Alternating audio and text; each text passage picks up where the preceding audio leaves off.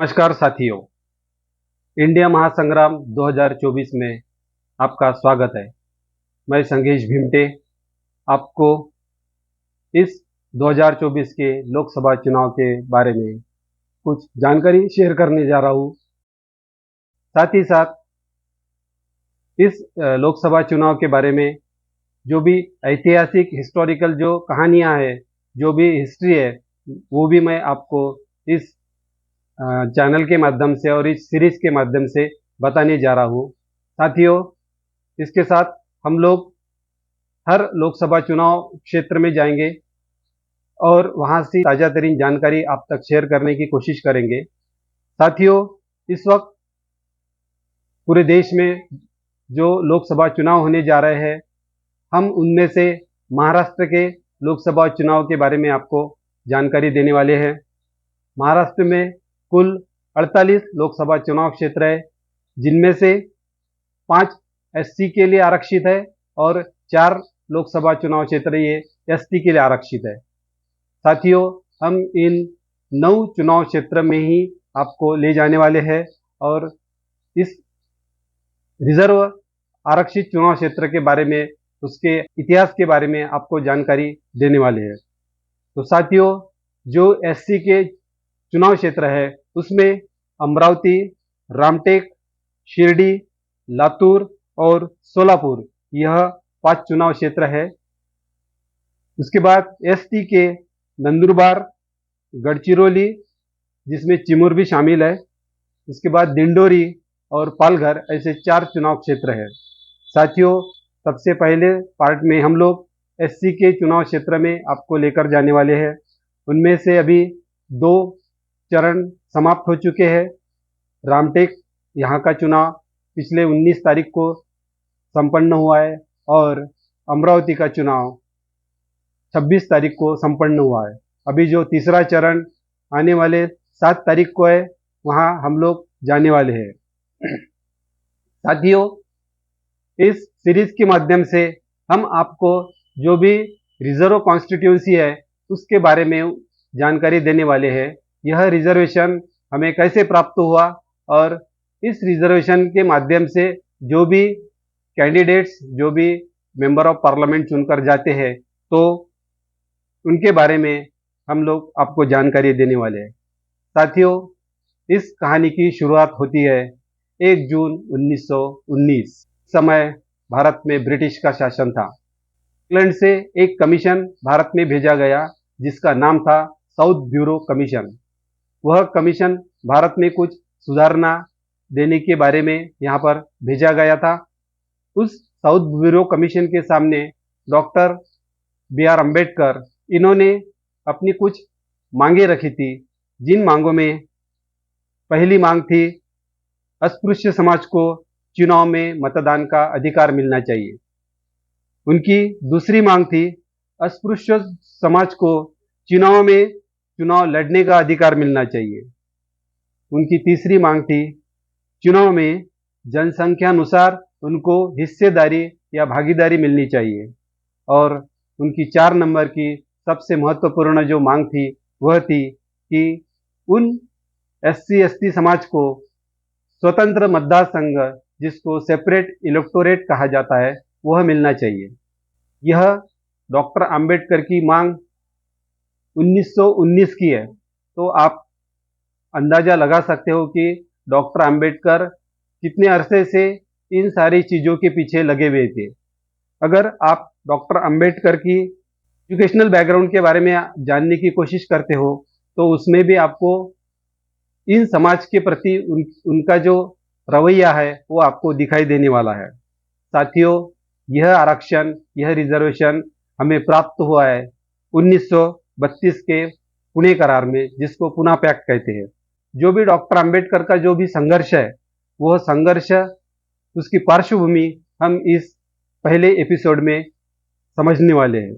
साथियों, 1913 से लेके 1917 तक डॉक्टर अंबेडकर अमेरिका की कोलंबिया विश्वविद्यापीठ में अपनी MA और PhD की पढ़ाई पूरी करने के लिए गए। वहाँ पर उन्होंने MA और PhD की अपनी पढ़ाई पूरी की, लेकिन जैसे कि आप जानते हो कि बड़ौदा के सयाजीराव गायकवाड़ महाराज इन्होंने उन्हें जो स्कॉलरशिप प्रदान की थी, उस स्कॉलरशिप खत्म होते ही डॉक्टर अंबेडकर को भारत वापस आना था और अपनी पढ़ाई पूरी करने के बाद उन्हें बड़ौदा संस्थान में नौकरी करनी थी। उसके मुताबिक डॉक्टर अंबेडकर भारत वापस आए और पहले उन्होंने बड़ौदा संस्थान में कुछ समय तक नौकरी की, अकाउंटिंग का काम किया। उसके बाद उन्होंने सिडनहैम कॉलेज में प्रोफेसर का काम किया।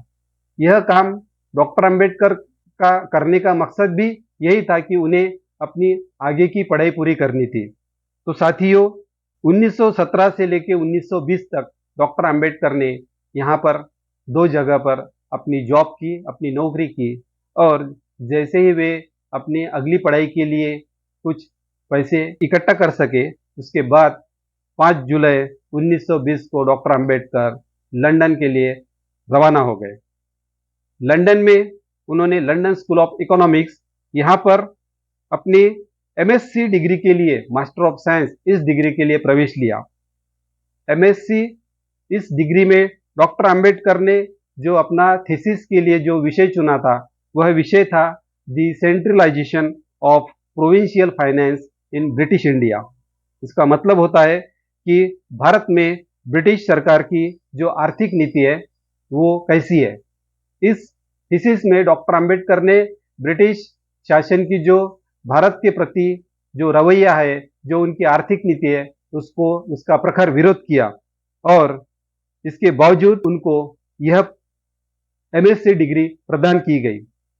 उसके बाद डॉक्टर अंबेडकर ने डीएससी, डॉक्टर ऑफ साइंस इस डिग्री के लिए उसी लंदन स्कूल ऑफ इकोनॉमिक्स में प्रवेश लिया। साथियों, इस शोध प्रबंध में उनका जो विषय था, आप जानते होंगे, वो बहुत प्रसिद्ध विषय है और जिसका नाम है the problem of rupee and it's solution. Bharat की रिजर्व बैंक ऑफ इंडिया यह उसी थीसिस पर आधारित आज काम कर रही है और उसी के अंतर्गत भारत की सभी बैंक काम कर रही है। इसके अलावा और भी बहुत सारी उन्होंने उसमें योजनाएं लिखी थी और उस पर भारत सरकार पिछले 70 साल से आगे बढ़ रहा है। साथियों, इस प्रबंध को पूरा करने के लिए उस समय के जो प्रसिद्ध अर्थतज्ञ थे, जिनका नाम था सर जॉन मेनॉर्ड केन्स, उनकी जो विनिमय परिमाण पद्धति थी, उस पर डॉक्टर अंबेडकर इन्होंने उनके जो 7 मुद्दे थे उसको गलत साबित किया और अपने इस शोध प्रबंध को विश्व विद्यापीठ में प्रस्तुत किया। लेकिन जब उनका शोध प्रबंध पढ़ा गया, उनके जो परीक्षक थे हेरोल्ड लास्की, इन्होंने जब वो पढ़ा तो उनको यह बात हजम नहीं हुई। तो उन्होंने डॉक्टर अंबेडकर को कहा कि आपको इसमें कुछ बदलाव करना है, अन्यथा हम लोग आपको यह डिग्री प्रदान नहीं कर सकते। डॉक्टर अंबेडकर के जो मार्गदर्शक थे, उनका नाम था सर एडविन केनन। इन्होंने उसके बाद डॉक्टर अंबेडकर और उनके परीक्षक हेरोल्ड लास्की, इनके साथ एक समझौता किया और उस समझौतों के तहत उन्हें कुछ उसमें बदलाव करने पड़े और उसके बाद उन्हें वह डिग्री प्रदान की गई। आप जानते हो, इसके बाद डॉक्टर अंबेडकर इन्होंने बार एट लॉ यह भी डिग्री पूरी की और इसके अलावा कई सारी डिग्री उन्होंने पूरी की। तो साथियों, यह विषय आपको बताने का मतलब यही है, हमें आज जो आरक्षण प्राप्त है एससी एसटी समाज को, तो उसमें डॉक्टर अंबेडकर का जो योगदान है, उनकी जो पढ़ाई है, यह आपको दिखाई दे सकती है। साथियों, हमें इस देश को स्वतंत्रता मिलने के बाद 26 जनवरी 1950 को भारत प्रजातंत्र बना। उस वक्त डॉक्टर अंबेडकर इन्होंने जो संघर्ष किया, उस संघर्ष की बदौलती यहाँ के एससी एसटी और ओबीसी समाज को आज आरक्षण या रिजर्वेशन प्राप्त हुआ है। अब हम इस एपिसोड में जो बात कर रहे हैं वह है एससी एसटी समाज के रिजर्वेशन के बारे में। तो दोस्तों, अंग्रेजों ने लंदन में एक राउंड टेबल कॉन्फ्रेंस का आयोजन किया था। वह साल था 1930 का। वहाँ पर उन्होंने भारत से कुछ रिप्रेजेंटेटिव वहाँ बुलाए थे, जिसमें कांग्रेस के रिप्रेजेंटेटिव थे, और डॉक्टर अंबेडकर को भी वहां पर बुलाया गया था। उसके बाद कुछ मुस्लिम लीग के रिप्रेजेंटेटिव थे, लेकिन उस गोलमेज परिषद में, राउंड टेबल कॉन्फ्रेंस में कांग्रेस उपस्थित नहीं रही, इसलिए वह गोलमेज परिषद का आयोजन रद्द किया गया। उसके अगले ही साल 1931 को दूसरी राउंड टेबल कॉन्फ्रेंस लंदन में बुलाई गई, जिसमें कांग्रेस की ओर से गांधी जी उपस्थित थे और मुस्लिम लीग की तरफ से बैरिस्टर जिन्ना उपस्थित थे। एससी एसटी जो समाज था, जिसको उस वक्त अस्पृश्य समाज कहा जाता है, उनके एज अ प्रतिनिधि डॉक्टर अंबेडकर वहां उपस्थित थे। लेकिन गांधी जी को यह बात हजम नहीं हुई। साथियों, इनके अलावा शौकत अली और लियाकत अली, यह भी मुस्लिम नेता वहां पर उपस्थित थे। गांधी जी ने डॉक्टर अंबेडकर की उपस्थिति के बारे में बड़ा सवाल खड़ा किया, तो डॉक्टर अंबेडकर को यही साबित करना पड़ा कि वे ही इस समाज के सही प्रतिनिधि है। उन्हें गांधी जी ने इस बात को साबित करने के लिए अपने साथ दो लोगों के पत्र लिए थे, और उस पत्र में एक पत्र नाना साहेब गवई, जो कि अकोला के थे, इनका था। लेकिन उसके विरोध में डॉक्टर अंबेडकर ने अपने समाज के लोगों को वहां से बताया कि आप मुझे वहां से तार भेजिए, और उस वक्त डॉक्टर अंबेडकर को भारत से हजारों तार पहुंची, जिससे उन्होंने यह साबित किया कि एससी एसटी अस्पृश्य समाज के असली नेता वे ही है, और वे ही डॉक्टर अंबेडकर को उनकी उपस्थिति वहां देखना चाहते हैं। उसके बाद ब्रिटिशों ने डॉक्टर अंबेडकर को उस द्वितीय गोलमेज परिषद में सम्मिलित किया। साथियों, उस गोलमेज परिषद में आगे तो कुछ नहीं हुआ, इसीलिए तृतीय गोलमेज परिषद का आयोजन उसके अगले साल सन 1932 में किया गया, जिसमें डॉक्टर अंबेडकर ने बड़ी विद्वत्तापूर्ण तरीके से सभी के मुद्दों को निरस्त करते हुए एससी एसटी समाज के लिए सेपरेट इलेक्टोरेट टोटल 75 सीट्स उन्होंने मंजूर किए। उनमें से 50 सीट्स ये एससी मतलब अनुसूचित जाति के लिए थी, और 25 सीट्स ये अनुसूचित जनजाति, जिसको हम एसटी कहते, एनटी कहते, उनके लिए उन्होंने मंजूर की। लेकिन जैसे ही गोलमेज परिषद समाप्त होती है, तो उस वक्त एक कांग्रेस के एक नेता थे, जिनका नाम आचार्य कृपलानी था। उन्होंने गांधी जी को बताया, गांधी जी, आप इस चीज को जितने आसानी से ले रहे हैं, इतनी आसान ये चीज नहीं है। अगर आप लोग इनकी मांग स्वीकार करते हैं, तो यह लोग, इनके सही प्रतिनिधि लोकसभा विधानसभा में चुने जाएंगे, और यह लोग आपको वहां पर आसानी से शासन नहीं करने देंगे। गांधी जी को जब यह बात समझ में आई, उस वक्त गांधी जी पुणे के एरोड़ा जेल में थे, तो गांधी ने वहीं पर अपना उपोषण शुरू किया, अनशन शुरू किया। तो साथियों, एससी एसटी समाज के हक के लिए डॉक्टर अंबेडकर लड़ रहे थे, और दूसरी तरफ उनके अधिकारों को, उनके हक को विरोध करने के लिए गांधी जी एरोड़ा जेल में लड़ रहे थे। कई दिनों तक यह संघर्ष चला। उसके बाद जब गांधी जी और उनके कांग्रेस के नेताओं को यह लगा कि डॉक्टर अंबेडकर तस से मस नहीं हो रहे हैं, इसलिए उन्होंने अपना आखिरी हथियार निकाला, और वह हथियार था आमरण अनशन। तो साथियों, 18 अगस्त 1932 को गांधी जी ने एरोड़ा जेल में अपना आमरण अनशन शुरू किया। इसके चलते हुए कांग्रेस का दबाव डॉक्टर अंबेडकर पर बढ़ता गया और बढ़ता गया, लेकिन डॉक्टर अंबेडकर उनको कोई तवज्जो नहीं दे रहे थे। इसलिए आखिरकार कांग्रेस के नेताओं ने डॉक्टर अंबेडकर को एक ऐसी धमकी दी, जिस धमकी को सुनकर डॉक्टर अंबेडकर को अपने मुद्दों से पीछे हटना पड़ा, अपने हक से पीछे हटना पड़ा। और वो जो धमकी थी, वो धमकी थी कि अगर आप अपनी मांग से पीछे नहीं हटे, तो आप जिस समाज के लिए यह आरक्षण लेना चाहते हैं, हम उस समाज पर अत्याचार करेंगे, उनको मारेंगे, काटेंगे, या उनको खत्म करेंगे। जब यह बात अंबेडकर ने सुनी, तो उनको बहुत बुरा लगा। उन्हें लगा, जिस समाज के लिए मैंने लड़कर यह एक निवाला लंदन के गोलमेज परिषद राउंड टेबल कॉन्फ्रेंस से लाया है। गांधी जी और उनकी कांग्रेस यह वही निवाला उनके हाथ से, उनके मुंह से छीनना चाहते हैं। लेकिन अगर वो समाज ही नहीं रहा तो वो निवाला किस काम का।